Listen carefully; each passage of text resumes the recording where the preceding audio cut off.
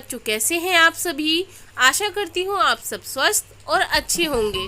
बच्चों, स्वागत है आप सभी का हमारे YouTube channel sunshine learning point में। आज हम स्टार्ट करने वाले हैं आपकी क्लास 7 की होम साइंस की सीरीज़। यानी इस सीरीज़ में हम आपकी जो 7वीं क्लास की गृह विज्ञान की किताब है, इसके सभी पाठ को पढ़ेंगे और उनके प्रश्न उत्तर हम आपके लिए सॉल्व करेंगे। तो चलिए शुरू करते हैं हम अपना आज का पाठ क्लास 7 गृह विज्ञान यानी होम साइंस की पार्ट 1। पहला पार्ट आज हम पढ़ने वाले हैं वातावरण की स्वच्छता। तो बच्चों, आज हमें ध्यान रखना है कि वातावरण की स्वच्छता का महत्व हम जानेंगे। वातावरण क्या है हमारा, और वातावरण को स्वच्छ कैसे रखें, ये क्यों महत्वपूर्ण है, और वातावरण स्वच्छ ना रखने से हमारी क्या क्या परेशानी आ सकती हैं, इस बारे में हम आज जानेंगे। तो बच्चों, जो हमारा स्वास्थ्य है, स्वास्थ्य मानव की बहुमूल्य निधि है। शरीर को स्वस्थ बनाए रखने के लिए व्यक्तिगत स्वच्छता एवं स्वास्थ्य संबंधी अच्छी आदतों को डालना आवश्यक है, परंतु स्वस्थ जीवन व्यतीत करने के लिए व्यक्तिगत स्वच्छता के साथ साथ वातावरण की स्वच्छता की भी और विशेष ध्यान देना अति आवश्यक है। स्वच्छ वातावरण और सार्वजनिक स्वास्थ्य जीवन की आधारशिला है, अतः यह अत्यंत आवश्यक है कि प्रत्येक व्यक्ति को स्वच्छता और स्वास्थ्य संबंधी पूरी जानकारी हो।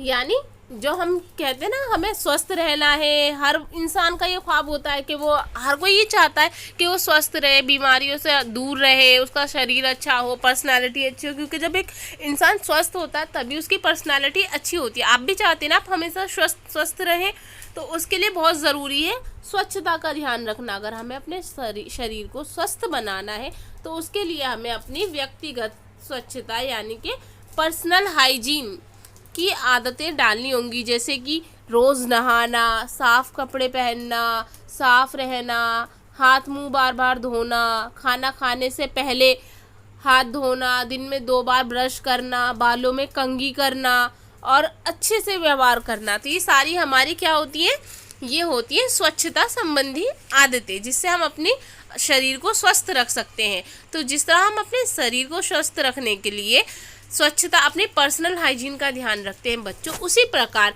हमें स्वच्छता के लिए वातावरण स्वच्छता का भी ध्यान रखना चाहिए। जो हमारा माहौल है, हमारा वातावरण है, इन्वायरमेंट, आसपास का जो हमारा इन्वायरमेंट होता है, जैसे हमारा स्कूल, घर, सड़क, पार्क, आस पड़ोस के इलाके, और ये जितना भी हमारे आसपास की चीज़ें होती हैं जिनमें हम रहते हैं, चाहे वो कोई भी हो, सिनेमा हॉल हो गए, मॉल्स हो गए, सड़क, पार्क, स्कूल, जिम, स्पा, जितनी भी चीज़ें हैं जो हमारे इन्वायरमेंट के अंदर आती हैं, पेड़ पौधे, पहाड़, नदियाँ, इन सबको स्वच्छ रखना बहुत ज़रूरी है।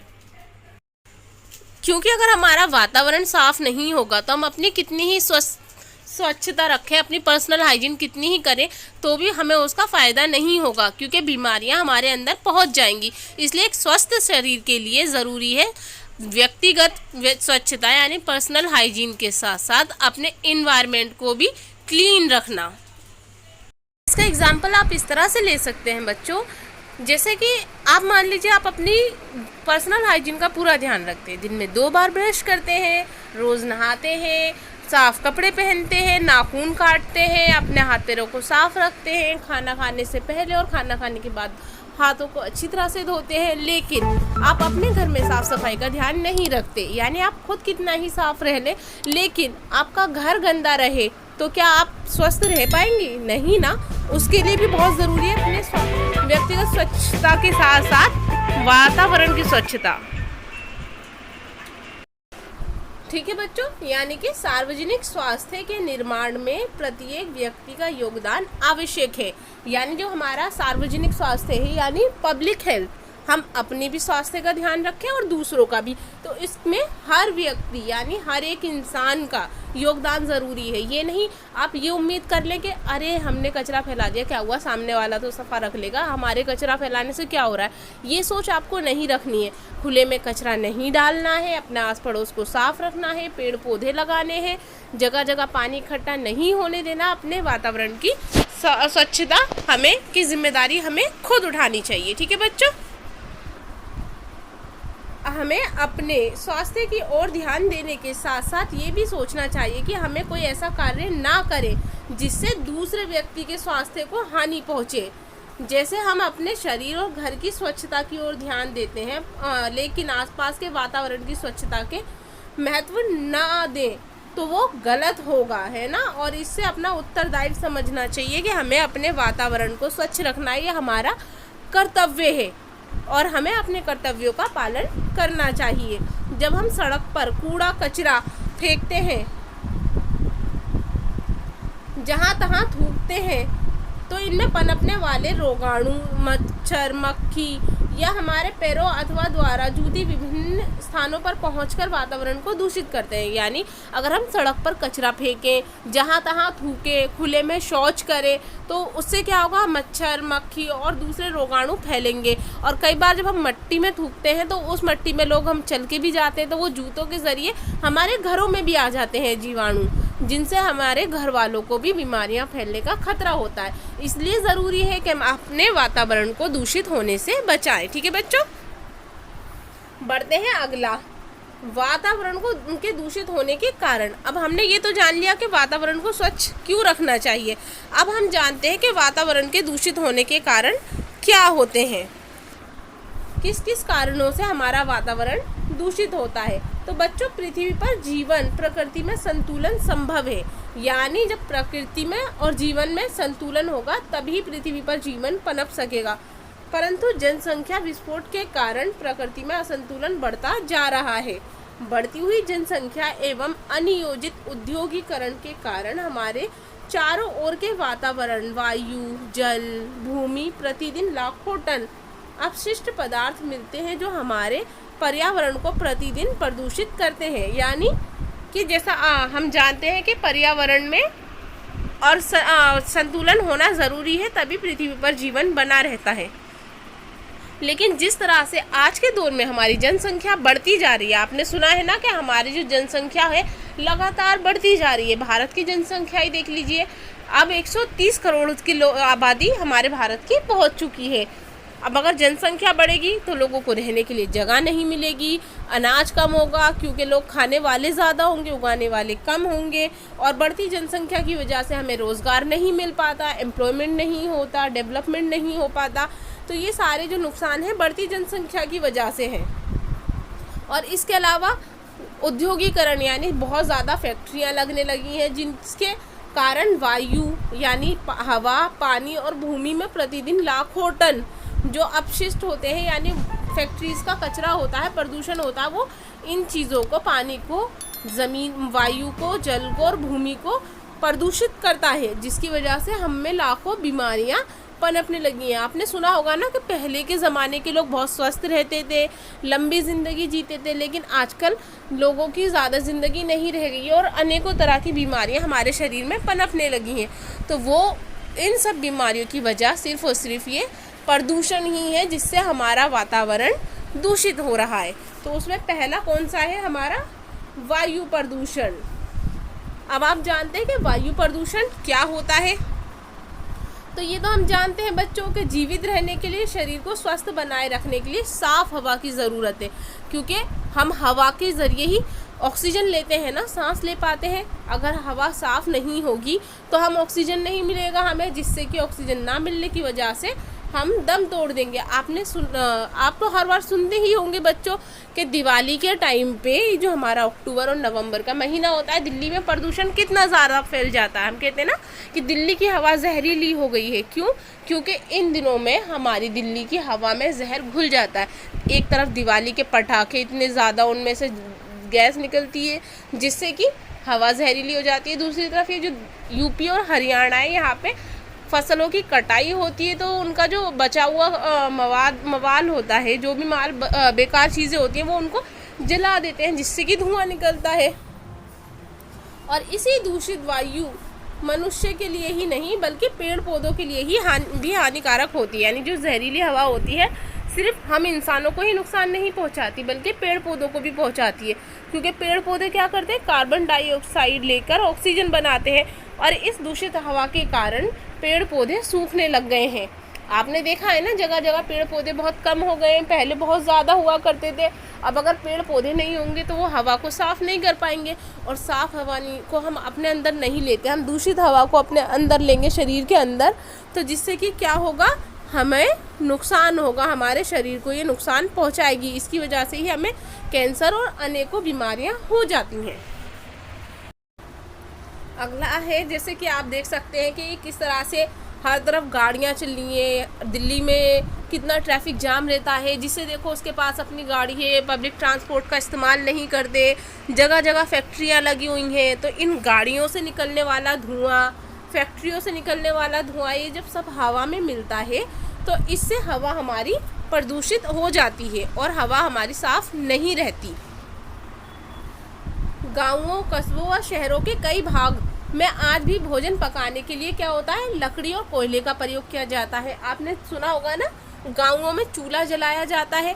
हमारे शहरों में तो क्या है, गैस का यूज़ हो रहा है, तो इसलिए यहाँ पे गैस के ज़रिए तो प्रदूषण नहीं फैल रहा, लेकिन गाँवों में क्या होता है, आज भी चूल्हे का इस्तेमाल किया जाता है। तो उसमें जैसे उपले होते हैं जो गोबर के से बनाए जाते हैं ना, गाय के गोबर से, लकड़ी और कोयले को जलाया जाता है, और इनसे निकलने वाला धुआं क्या करता है, वातावरण को दूषित करता है, और ये भी बहुत जहरीला होता है। बंद कमरों, बसों, गाड़ियों व सिनेमा हॉल में धूम्रपान करने से भी दूषित हवा होती है, और उन्हें सांस लेने वाले व्यक्तियों पर स्वास्थ्य पे बहुत बुरा असर पड़ता है। इसके अलावा गाँवों में या फिर हम कहें हमारे शहरों में भी अगर हम बात करें तो लोग क्या करते हैं, खुले में शौच करते हैं। यानी जब टॉयलेट नहीं होता जिन लोगों के घरों में, वो आमतौर पे खेतों में चले जाते हैं ना, तो जो ये शौच खुले में करते हैं, ये करना अच्छी बात नहीं होती। इससे हमारे वातावरण में सबसे ज़्यादा गंदगी फैलती है। तो इसलिए कहते हैं कि खुले में शौच नहीं करनी चाहिए हमें। ये सिगरेट का धुआं जो होता है वो सबसे ज़्यादा खतरनाक होता है। तो यही धुआं आजकल हमारी गाड़ियों से और फैक्ट्री के कारखानों से निकलता है। हमारा भारत जो देश है वो एक विकासशील देश है, ये बात आपको ध्यान रखनी बच्चों। हमारा देश विकासशील है, विकसित नहीं है, यानी अभी विकास इसमें हो रहा है। तो यहाँ पे क्या है, कारखाने बहुत ज़्यादा लग रहे हैं और वाहनों की संख्या जो है वो बढ़ती जा रही है। यानी जैसे जैसे लोग बढ़ रहे हैं, हर इंसान का यही होता है कि उनको अपनी एक गाड़ी चाहिए, चाहे बाइक हो चाहे कार हो।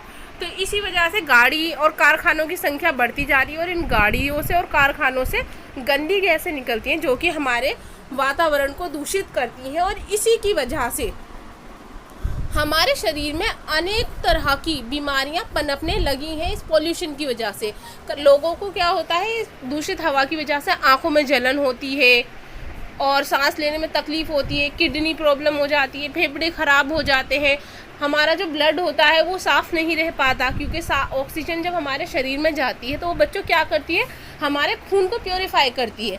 लेकिन अगर हमें साफ़ हवा ही नहीं मिलेगी, हवा साफ़ नहीं होगी, तो वो हमारे खून को साफ़ कैसे करेगी। इसलिए बहुत ज़रूरी होता है कि हम जो ऑक्सीजन के ज़रिए हवा अपने अंदर ले रहे हैं वो बहुत साफ़ हो। तो ये बात हो गई हमारी वायु प्रदूषण की, कि वायु प्रदूषण किस किस के ज़रिए होता है, खुले में शौच करने से, जगह जगह गाड़ियों के धुएं से, कारखानों से, और जो हमारे चूल्हे जलाए जाते हैं गाँवों में उनसे, लकड़ी जलाने से, उपले जलाने से, और खुले में कूड़ा जलाने से जो भी धुआं निकलता है उससे हमारी वायु प्रदूषित हो जाती है। तो अगला है हमारा जल प्रदूषण। अब हमने वायु प्रदूषण तो जान लिया, अब हम जानेंगे कि जल प्रदूषण कैसे फैलता है, यानी पानी प्रदूषित कैसे होता है हमारा। तो जल बच्चों हमारे जीवन के लिए बहुत ज़रूरी होता है। पता है ना आपको कि जिस तरह से हवा हमारे लिए बहुत ज़रूरी है, उसी प्रकार जल भी हमारे लिए बहुत ज़रूरी पदार्थ है। उपयोग में लाए जाने वाला जल शुद्ध होना बहुत ज़रूरी है, क्योंकि अशुद्ध जल अनेक रोगों का कारण होता है। अगर हम साफ़ पानी नहीं पिएंगे, हम कहते हैं ना पानी हमेशा साफ़ होना चाहिए पीने वाला या खाने के लिए जो इस्तेमाल करते हैं, अगर हम गंदे पानी का इस्तेमाल करेंगे तो उस गंदे पानी से हमारे शरीर में बहुत सारी बीमारियां चली जाएंगी।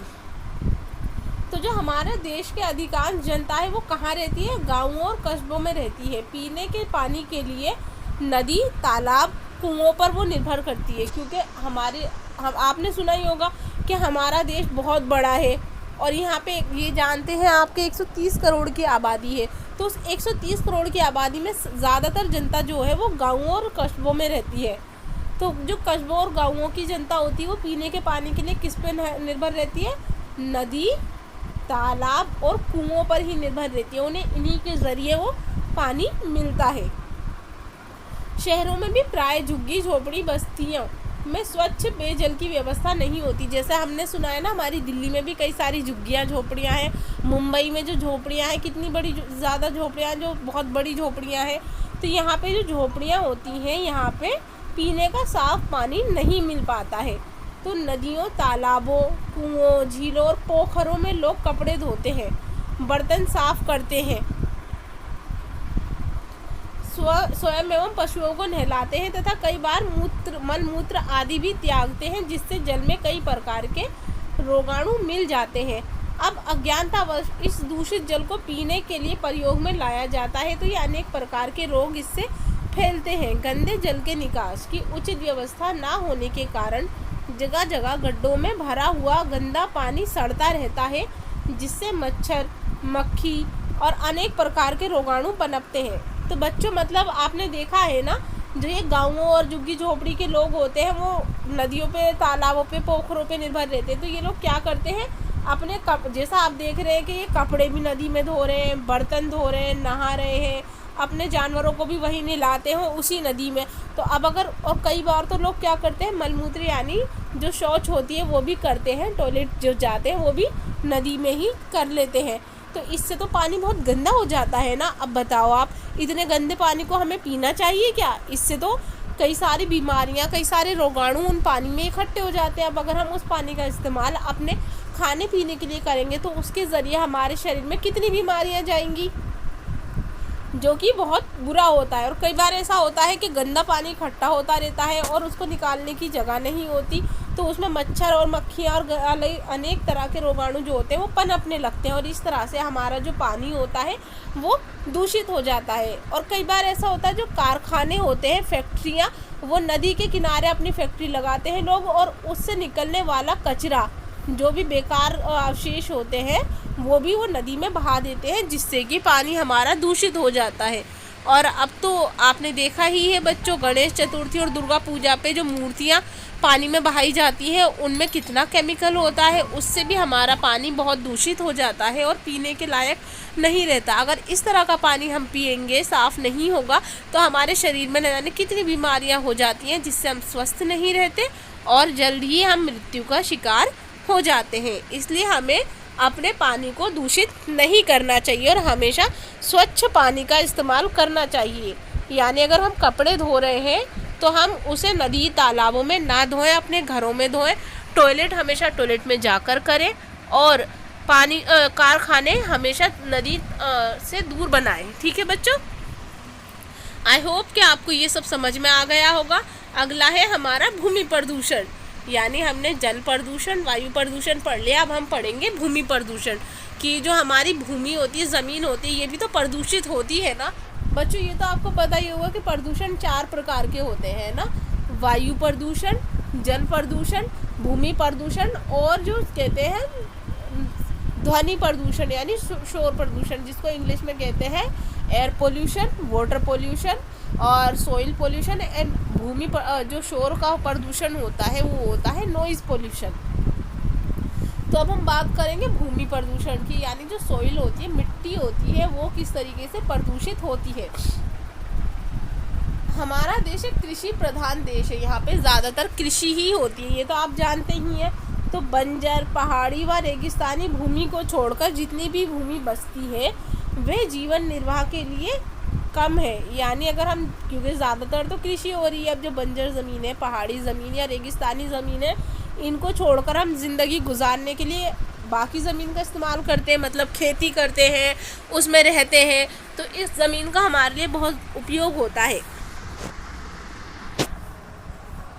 इसके अलावा बढ़ती हुई जनसंख्या और आजीविका के दूसरे साधनों की कमी के कारण भूमि पर दबाव बढ़ता जा रहा है। यानी जिस तरह से हमारी जनसंख्या बढ़ रही है, लोगों को रहने के लिए जगह नहीं मिल रही, तो लोग घर अपने जंगल काट रहे हैं। जंगल काटेंगे तो नुकसान होगा, हवा दूषित हो जाएगी, क्योंकि हवा को साफ कौन करते हैं, पेड़ पौधे ही करते हैं ना। तो लोग जंगल काट रहे हैं, खेतों में अपने घर बना रहे हैं, जिससे कि ज़मीन पे बहुत ज़्यादा दबाव बढ़ता जा रहा है, फैक्ट्रियाँ कितनी बड़ी बड़ी लग रही हैं।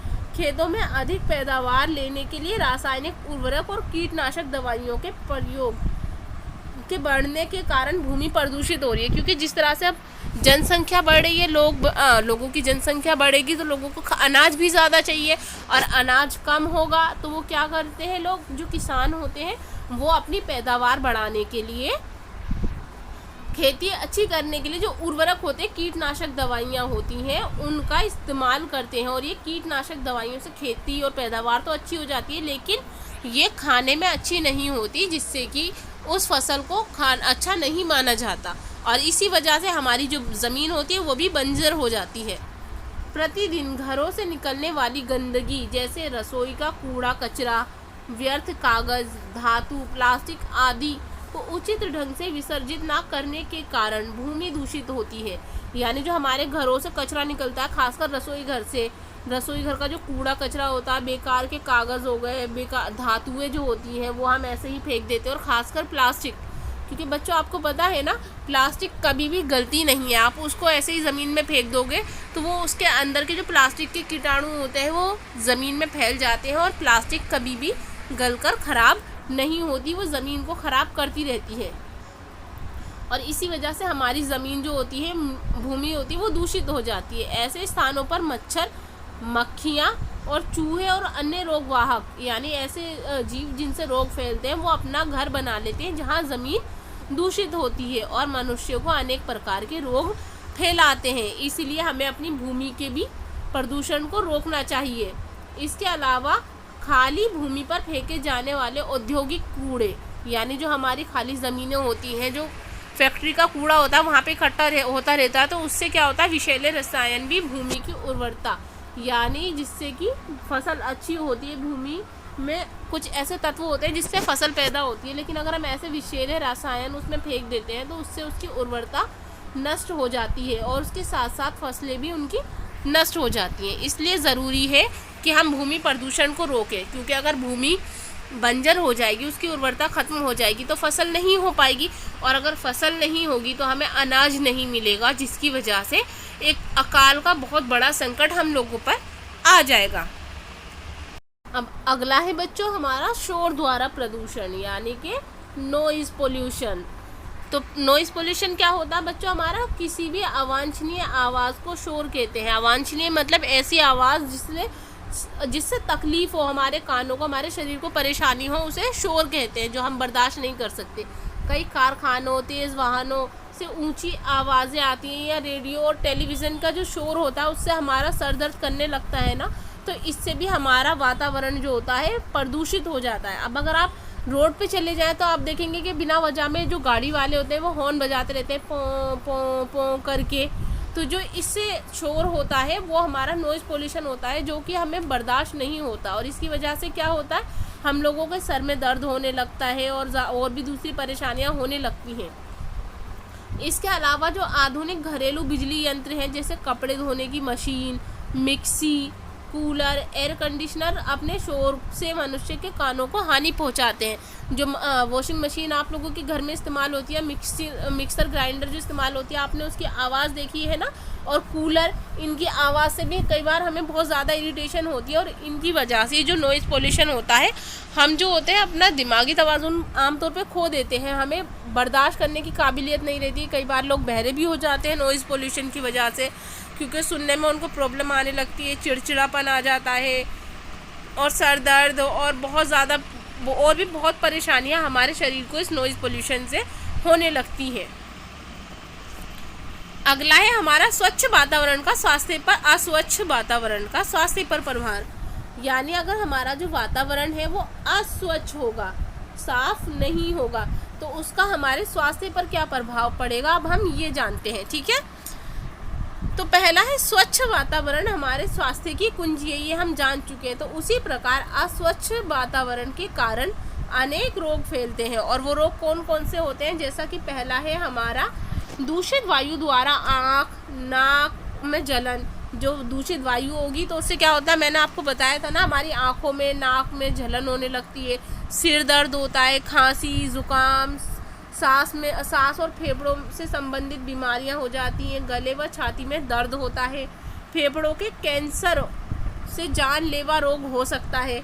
इसके अलावा जैसे चेचक, खसरा, कनपेड़, कुकर खांसी जिसे काली खांसी भी कहते हैं, तपेदिक यानी कि टीबी और गलघोंटू जैसे रोग भी रोगाणु दूषित वायु के माध्यम से ही हमारे शरीर में यानी प्रवेश करते हैं। यानी जो एयर पोल्यूशन होता है उसके ज़रिए सारी परेशानियां हमें होती हैं। ये नेक्स्ट है हमारा दूषित पेयजल, यानी जो हमारा दूसरा दूषित पेयजल यानी जो हमारा पानी दूषित हो जाता है उससे हमें हैजा हो जाता है, अतिसार, पेचिश, मोतीझरा जैसे रोग हो जाते हैं और गोल कृमि व हुक कृमि जैसी परजीवी स्वास्थ्य जो होते हैं मनुष्य के शरीर में प्रवेश करने लगते हैं। जो हम कहते हैं ना फंगस, जो हमारे लिए अच्छे नहीं है, फंगस हमारे शरीर में पानी के ज़रिए ही प्रवेश करने लगते हैं। इसीलिए हमें पानी को साफ़ रखना चाहिए और साफ़ पानी ही इस्तेमाल करना चाहिए।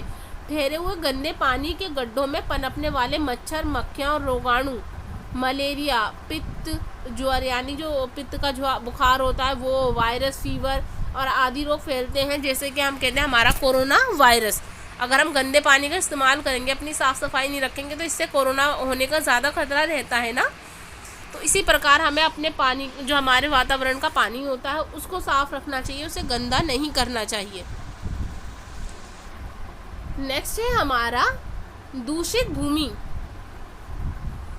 में उगाए जाने वाले खाद्य पदार्थ संदूषित हो जाते हैं और यदि उन्हें भली प्रकार स्वच्छ जल में धोकर ना खाया जाए तो अनेक प्रकार के रोगाणु स्वस्थ मनुष्य के शरीर में प्रवेश करके रोग उत्पन्न करते हैं।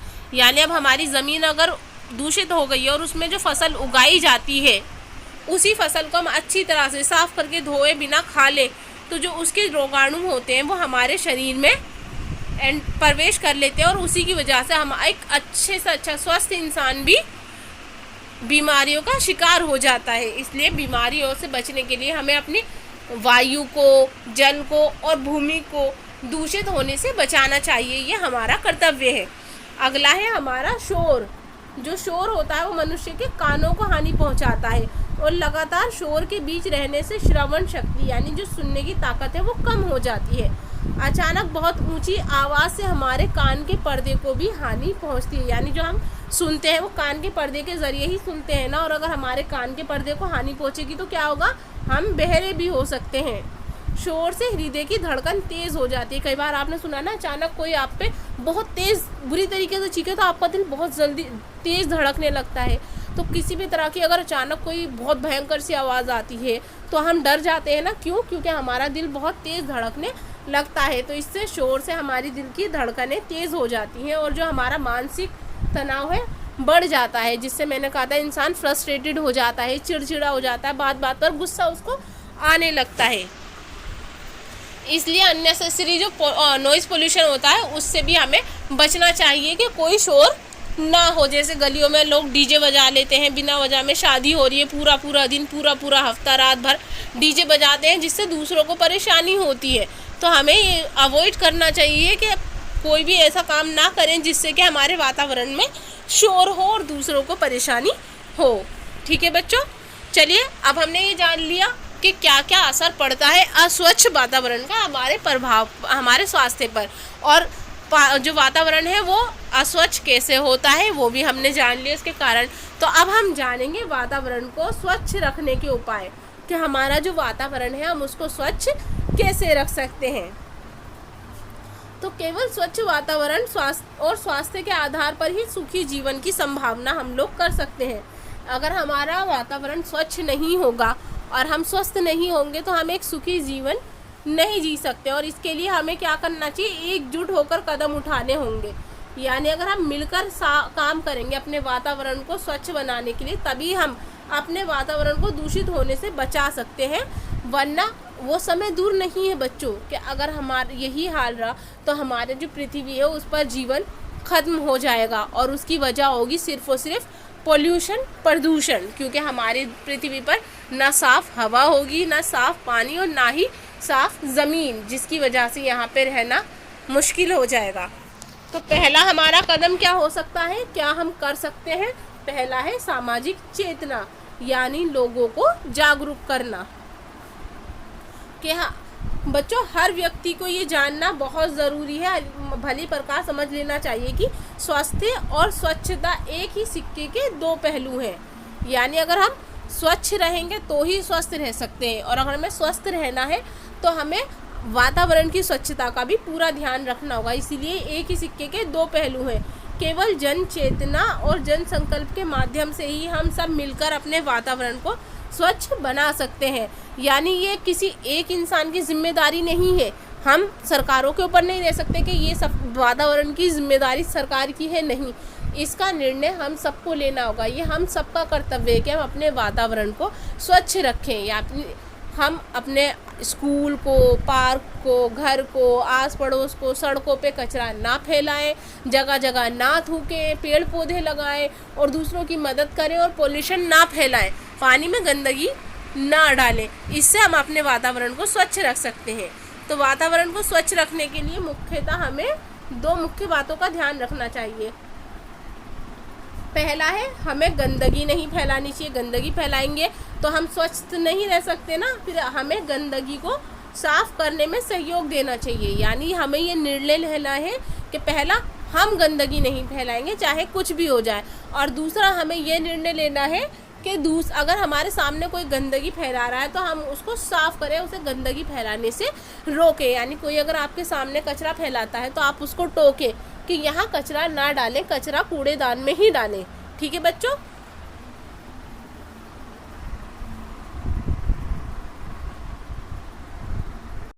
जैसे कि हमारा ये है पहला, कि हमें बचपन से ही ये सीखना चाहिए कि व्यक्तिगत और सार्वजनिक स्वच्छता पे विशेष ध्यान दें। यानी कि जो स्वच्छता संबंधी नियम है हम उनको फॉलो करें, उनका पालन करें कि कूड़ा कचरा बाहर ना फेंके, जहाँ तहाँ नहीं थूके, खुले में शौच ना जाएं, अपने घर और आसपास को साफ रखें, अपने स्कूल और उसके आसपास को साफ रखें।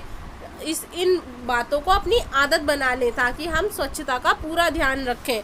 गांवों में किसी उपयुक्त स्थान पर ठहरा हुआ गहरा गड्ढा खोदकर उसमें ही कूड़ा डालें। यानी अगर आपको कूड़ा डालना है तो या तो कूड़ेदान का प्रयोग करें, या फिर अगर कूड़ादान नहीं है तो ज़मीन में गहरा गड्ढा खोदें, उसके अंदर कचरा डालें और फिर उसे दबा दें, जिससे कि जो कूड़ा होगा वो डिकम्पोज हो जाएगा और वो खाद बन जाएगा। अगर वो खाद बनता है तो हमारी ज़मीन के लिए वो अच्छा रहेगा, और इससे ना सिर्फ वायु प्रदूषण आप रोक सकते हैं, जल प्रदूषण रोक सकते हैं, और भूमि प्रदूषण भी आप रोक सकते हैं। जैसा कि आप देखिए, ये दिख रहा है ना, इस बच्चे ने क्या करा है, एक गहरा सा गड्ढा खोदा और उस गड्ढे में कूड़ा डाल रहा है। गहरा गड्ढा, ये नहीं ऊपर ही छोड़ दिया। अगर ऊपर ही ऐसे ही डाल देंगे तो वो कूड़ा जो होगा ज़मीन को दूषित करेगा, लेकिन अगर हम गड्ढा गहरा खोद के उस गड्ढे में कूड़े को दबाते हैं तो वो कूड़ा अंदर दबकर गल जाएगा और ज़मीन में मिल जाएगा, जिससे कि सारे कीटाणु जो होंगे उन्हें ऑक्सीजन नहीं मिलेगा तो वो मर जाएंगे। दूसरा है हमारा, वातावरण की स्वच्छता के लिए हमें गाँवों, कस्बों और शहरों में सफाई अभियान शुरू करके गंदगी को साफ करना चाहिए। यानी जहाँ जहाँ लोग कचरा फैलाते हैं वहाँ एक अभियान चलाएं। जैसे आप बैनर बनाएं और उस पर लिखें कि भाई सफाई आसपास की सफाई रखें, कचरा ना फैलाएं, खुले में शौच ना करें। ठीक है। नेक्स्ट है हमारा, वातावरण की स्वच्छता के महत्व तथा अस्वच्छ वातावरण के कुप्रभावों से लोगों को परिचित करना। यानी जो हम अगर अपना वातावरण स्वच्छ रखते हैं तो उसका फ़ायदा क्या होगा, और हमारा वातावरण अस्वच्छ होता है, साफ़ नहीं होगा तो उसका हमारे ऊपर क्या असर पड़ेगा, इस बात से हमें सबको जागरूक करना चाहिए। अपने आस पड़ोस में अपने मम्मी पापा, भाई बहन, सबको ये बताना चाहिए कि अपने वातावरण को हमें स्वच्छ रखना है। नेक्स्ट है हमारा, वायु दूषित होने का मुख्य कारण धुआं है। तो इसके लिए हमें क्या करना चाहिए, रसोई घर हवादार बनवानी चाहिए। यानी उसमें चिमनी लगवाएं, जो धुआं है वो साफ़ हो के उसमें पंखा लगवाएं ताकि धुआं बाहर निकलने की उचित व्यवस्था हो। अब वह इकट्ठा होता रहेगा तो इससे तो नुकसान होगा ना हवा को।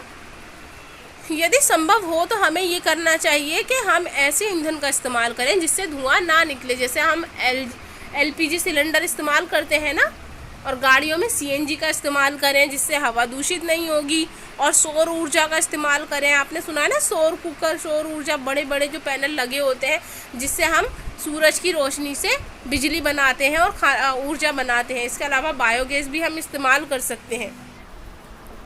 पेट्रोल व डीजल से चलने वाले वाहनों के इंजन का समय समय पर हमें टेस्ट करवाना चाहिए, जिससे हमें ये पता लगता रहे कि वे धुआं कम छोड़े और वायु को प्रदूषित ना करें। धुआं छोड़ने वाले कारखानों और निवास स्थलों से दूर, जो निवास हम घर बनवा रहे हैं वो कारखानों से दूर होने चाहिए, ताकि जो उनकी चिमनियाँ हैं और बहुत ऊंचाई पर हो, जो कारखाने होते हैं उनकी चिमनियाँ ऊंचाई पर बनवानी चाहिए, ताकि धुआं ऊपर ही रहे और लोगों के स्वास्थ्य पर उसका असर ना पड़े।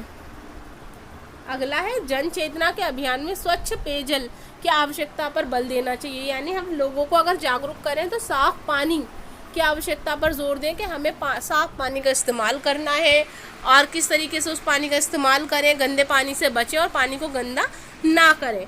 फिर है पेयजल स्रोतों, जैसे नदी, तालाब, झील, कुएं, पोखर, इनमें क्या है, मनुष्य और पशुओं को नहाना, बर्तन साफ करना और कपड़े धोना ठीक नहीं है। ये हम उन लोगों को बताएं कि इन स्रोतों से ये काम ना करें, क्योंकि इससे पानी गंदा होता है। नेक्स्ट है नालियों का पानी पेयजल के स्रोतों में नहीं जाना चाहिए। जो हमारी घरों की नालियाँ होती हैं आमतौर पे, इनका पानी नदियों में और तालाबों में जाता है। तो ये काम सरकार को करना चाहिए कि वो ये व्यवस्था करे कि नदियों का पानी नालियों का पानी नदियों में ना जाए। फिर है कुओं के किनारों पर पक्की दीवार बनवानी चाहिए और उन्हें ढककर रखना चाहिए।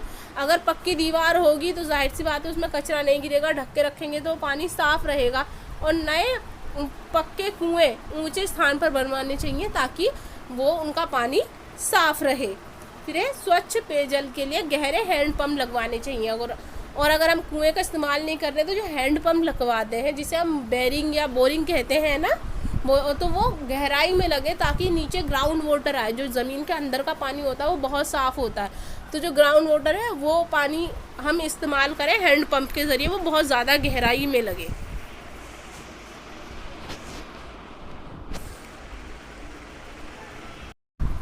बच्चों ये वीडियो ज़्यादा लंबी हो रही है, इसीलिए हम इस वीडियो को जल्दी ख़त्म करते हैं। तो अब हमें क्या करना है, जहाँ पे अगर आपको गड्ढे दिखे और उनमें पानी भरा हुआ है तो उस पर मिट्टी से भर देना चाहिए या ताकि उसमें मक्खी मच्छर पनप ना सकें। फिर पानी को प्रदूषित होने की थोड़ी सी आशंका होने पर उसे उबाल कर पीना चाहिए। यानी आपको लग रहा है कि पानी गंदा है तो उस पानी को उबाल कर पिए एक बार में, ना ऐसे ही पानी ना पी लें, वरना प्रदूषण हमारे शरीर के अंदर चला जाएगा। भूमि को संदूषण यानी प्रदूषण से बचाने के लिए किसान जो होते हैं वो हमें उन्हें ये शिक्षा देनी चाहिए कि उर्वरक का इस्तेमाल कम करें, विषैले रसायन का इस्तेमाल ना करें।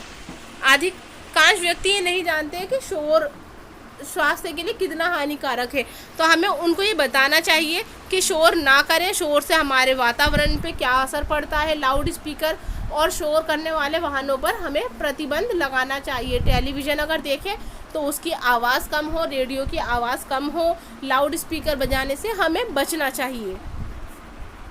और शोर से अपनी रक्षा करने के लिए हमें क्या करना चाहिए, रुई तथा मफलर का प्रयोग करना चाहिए और अधिक पेड़ पौधे लगाने चाहिए, क्योंकि शोर के संचारण में रुकावट डालते हैं ये पेड़ पौधे और हमारे कानों को शोर से बचाते हैं। अगला है कि हम क्या कर सकते हैं अपने वातावरण को स्वच्छ रखने के लिए, वो था सामाजिक जन चेतना। यानी ये हमें लोगों को अवेयर करना है कि हमें ये काम करना है। आपको अपने मम्मी पापा, घर में बड़ों को और पड़ोस में सबको ये जागरूक करना है कि हम वातावरण को स्वच्छ रखने के लिए ये कर सकते हैं। इसके अलावा हम वृक्षारोपण यानी पेड़ पौधे लगाना, वृक्षारोपण वातावरण को स्वच्छ रखने में सबसे बड़ा काम क्या होता है, पेड़ों का होता है, क्योंकि जो पेड़ होते हैं वो हमारे वातावरण की सबसे महत्वपूर्ण सुरक्षा कवच मानते हैं। हालांकि बढ़ती हुई जनसंख्या की आपूर्ति के लिए हमें ज़मीन की कमी पड़ रही है, तो लोग इसके लिए क्या करते हैं, जंगलों को काट रहे हैं और घर बना रहे हैं। जबकि अगर आप पेड़ काटते हैं तो एक पेड़ की जगह हमें 3 नए पौधे लगाने चाहिए, क्योंकि पेड़ क्या करते हैं, हवा को शुद्ध करते हैं। सबसे ज़रूरी होता है कि वो हवा को शुद्ध करते हैं और हमें ना सिर्फ फल और फूल देखते हैं, हवा को शुद्ध करते हैं। जो ये हमारी नॉइज़ पोल्यूशन होता है, शोर का प्रदूषण होता है, उसको रोकते हैं। सूर्य के प्रकाश में पौधों का हरा भाग जो होता है क्लोरोफिल होता है, जो जिससे पत्तियां हरी होती हैं, और इसी की वजह से जो कार्बन डाइऑक्साइड गैस होती है ये इसको अपने अंदर लेके उसे ऑक्सीजन में बदलते हैं, जो ऑक्सीजन हम अपने शरीर में लेते हैं। रासायनिक अभिक्रियाओं को ख़त्म करते हैं और ऑक्सीजन गैस का निर्माण करते हैं पेड़ पौधे। और यही प्रक्रिया वायुमंडल में कार्बन डाइऑक्साइड और ऑक्सीजन की मात्रा का संतुलन बनाए रखती है। यानी जो हमारा जो वायुमंडल है, अगर उसमें ऑक्सीजन की मात्रा कम हो जाए और कार्बन डाइऑक्साइड की मात्रा बढ़ जाए तो हमारी पृथ्वी पे जीवन खत्म हो जाएगा। और ये जो संतुलन बनाए रखते हैं, ये पेड़ पौधे ही संतुलन बनाते हैं, जो कार्बन डाइऑक्साइड को अपने अंदर लेकर उसको ऑक्सीजन में परिवर्तित करते हैं। तो इसलिए हमेशा हमें पेड़ पौधे लगाने चाहिए, उनकी रक्षा करनी चाहिए। आपने चिपको आंदोलन के बारे में तो पढ़ा होगा ना, जो पेड़ों को बचाने के लिए लोग पेड़ों से चिपक गए थे कि नहीं, ये पेड़ नहीं कटेंगे। क्यों? क्योंकि उन्हें पता है कि पेड़ हमारे लिए कितने उपयोगी हैं। ये हमें छाया देते हैं, हवा को साफ़ करते हैं, शोर को कम करते हैं, ऑक्सीजन बनाते हैं, कार्बन डाइऑक्साइड को कम करते हैं, और जो हमारे परिंदे हैं, जानवर हैं, उनको भी ये सहारा देते हैं। तो इसीलिए हमें अधिक से अधिक पेड़ लगाने चाहिए। शहरों के बीच में तो हम बाग बगीचे लगाते हैं ना, आपने देखा पार्क और सड़कों के किनारे पे पेड़ लगे होते हैं। क्यों? ताकि ये हवा को कम करे और शोर को कम करे, क्योंकि सड़क के किनारे पेड़ पौधे जहाँ लगे होते हैं तो वहाँ पे शोर कम होता है, क्योंकि ये शोर को कम करने का काम भी पेड़ पौधे ही करते हैं। अगला है हमारा सुलभ शौचालय। या पहला जनचेतना, दूसरा वृक्षारोपण, तीसरा सुलभ शौचालय। यानी कि हमें क्या करना चाहिए, गाँवों और शहरों के कई भागों में लोग क्या करते हैं, शौचालय उपलब्ध नहीं होते तो खुले में ही शौच करते हैं, खाली ज़मीनों पर, नालियों में, सड़कों में, गलियों में, सड़क के किनारे शौच करने की आदत डाल लेते हैं, जो कि सरासर गलत है। इससे हमारा वातावरण बहुत प्रदूषित होता है। इसलिए हमें क्या करना चाहिए, शौचालय बनवाने चाहिए, घरों में टॉयलेट हो और उन शौचालय का ही इस्तेमाल करें, जिससे कि हम बीमारियों से बच सकते हैं। और अगर हम खुले में ये शौच करते हैं तो इससे हमें शरीर पे बहुत बुरा असर पड़ता है। कैसे? ये बुरी आदत होती है, इसी से हैजा हो जाता है, पेचिश, अतिसार, और जैसे जो हमारे वायरल फीवर होते हैं, वायरस होता है, वो भी इसी के ज़रिए फैलते हैं और इन बीमारियों से हमारी जान भी जा सकती है। भारत में प्रतिवर्ष 5 वर्ष से कम आयु के 15 लाख बच्चे प्रति मिनट 3 बच्चे मरते हैं। यानी जो 15 साल से कम के लोग हैं, अगर वो खुले में शौच करते हैं तो इस वजह से हर 1 मिनट में 3 बच्चे मरते हैं। आप सोच सकते हैं इसकी वजह कितनी बड़ी होगी। इसलिए हमें इसको गंभीरता से लेना चाहिए कि शौच जो है, टॉयलेट अगर आप करें तो टॉयलेट में ही करें, खुले में शौच ना करें। जैसा आपने मूवी देखी होगी अक्षय कुमार की टॉयलेट एक प्रेम कथा, उसमें भी मसला यही था ना कि शौचालय में ही शौच करें, खुले में ना करें, क्योंकि इससे कीटाणु पनपते हैं, बदबू फैलती है और हर तरफ बीमारियां हो जाती हैं और ये गंदगी बहुत ज़्यादा होती है। इसलिए ज़रूरी है कि अगर कोई ऐसा बच्चा है जो मेरी वीडियो देख रहा है और उसके घर में शौचालय नहीं है, टॉयलेट बना हुआ नहीं है, तो वो अपने मम्मी पापा से बोले कि शौचालय बनवाएं, हम खुले में शौच नहीं करेंगे। अगला है हमारा धुआं रहित चूल्हा। यानी आप बच्चों, आपने गाँवों में देखा होगा कि पहले जो चूल्हे बनते थे उनमें लकड़ी डाल के या उपले से या फिर दूसरी चीज़ों से, जैसे मिट्टी के तेल से चूल्हे जलाए जाते हैं, जिससे कि धुआं बहुत फैलता है। तो हमें क्या करना चाहिए, ऐसे चूल्हों का इस्तेमाल करना चाहिए जो कि धुआं ना दें। और क्योंकि ये धुआं बहुत जहरीला होता है, सारे घर में धुआं, अगर वो वाले चूल्हों का इस्तेमाल करते हैं जिनसे धुआं बहुत ज़्यादा फैलता है, तो हमारे शरीर के लिए भी नुकसानदायक होता है। इसी बात को ध्यान में रखते हुए ऐसे चूल्हे का निर्माण किया गया जो धुआं रहित हो। लोगों ने, जो साइंटिस्ट हैं, उन्होंने ऐसे चूल्हा बनाया, इसमें व्यय नहीं होता, खर्चा बहुत कम होता है, इसे हर प्रकार की रसोई में सफलतापूर्वक अपनाया जा सकता है। जो धुआं रहित चूल्हा होता है वो अंग्रेजी का जो एल अक्षर होता है उसके समान होता है। ये जो होता है हमारा एल अक्षर, इसके समान होता है। आप ये देख सकते हैं, उल्टा एल आपको ये दिख रहा होगा बच्चों, ये देख सकते हैं ना, आपको ये दिख रहा है चित्र, ये है चूल्हा। यानी ये एल शेप बना रहा है ना, उल्टी शेप, तो जो इंग्लिश का एल अक्षर होता है उसके समान होता है। इसके एक और चिमनी लगी होती है, ये आप देख सकते हैं, ये चिमनी नज़र आ रही है, ये है एल आकार का चूल्हा, जो कि ये रही इसकी चिमनी, जिससे आपको धुआं निकलता हुआ दिखेगा। और दूसरी ओर यहाँ पे आप ये देख रहे हैं कि ये यहाँ पे लकड़ी डाल रहे हैं और ऊपर को यहाँ से धुआं निकल रहा है, जिससे कि घर में धुआं नहीं फैल रहा और वातावरण को प्रदूषित होने से बचाया जा रहा है। क्योंकि पहले जो उपले जलाने की व्यवस्था थी उससे बहुत ज़्यादा धुआं होता था और इससे चूल्हे में 2 भाग बनते थे, तो उसी से धुआं निकल रहा है, वहीं से लकड़ी डाल रहे हैं, जिससे वो धुआं हम लोगों के मुंह के ज़रिए शरीर के अंदर जाता है और हमें नुकसान पहुंचाता है। इसलिए ये एल आकार का चूल्हा है, जिसे कहा जाता है धुआं रहित चूल्हे का इस्तेमाल करना चाहिए। वैसे हो सके तो बच्चों घरों में रसोई गैस का ही इस्तेमाल करना चाहिए, जो हमारी बायोगैस होती है उसका इस्तेमाल करें। अगला आता है हमारा बायोगैस, जो कि बहुत ज़रूरी है। ये रसोई जो चूल्हा धुआं रहित चूल्हा उससे ज़्यादा अच्छा है कि हम बायोगैस का इस्तेमाल करें। गाँवों में गंदगी का कारण खेतों में अनुपयोगी पदार्थ होते हैं, जैसे आपने देखा है ना, जो जानवर होते हैं, मानव या जानवर के मलमूत्र, पशुओं के गोबर आदि को गाँव वाले क्या करते हैं, स्वास्थ्य के लिए खतरा मानते हैं, और ये होता भी है।